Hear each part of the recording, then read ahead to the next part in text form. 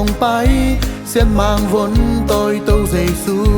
bần lê hem khoa bong quang xuống mi bằng in hồng kisial a tụt chinh tế kyang van tung min na pi nuam na thu tang go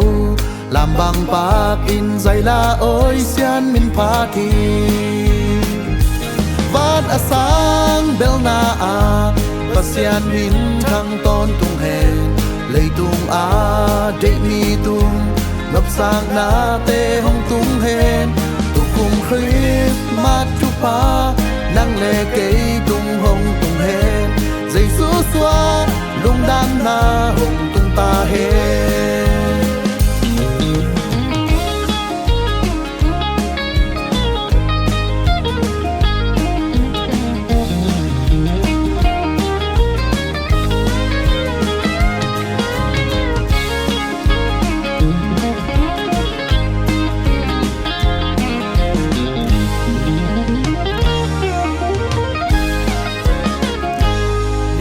na gam lam pan in aksi pi la na duy in mi pil thum te hong pai in kham le pang nam tui te to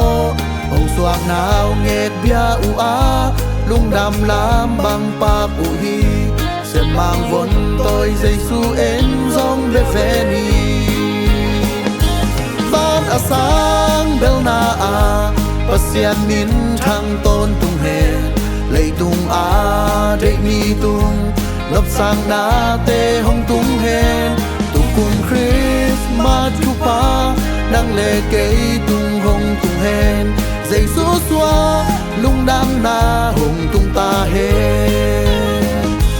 ban a sang bel na a pasian min thang tôn tung hèn lấy tung a để mi tung ngập sang na tê hong tung hèn cùng Christ mát chu pa nang lê cây tung hong tung hèn dây rũ xóa lung đam na hồng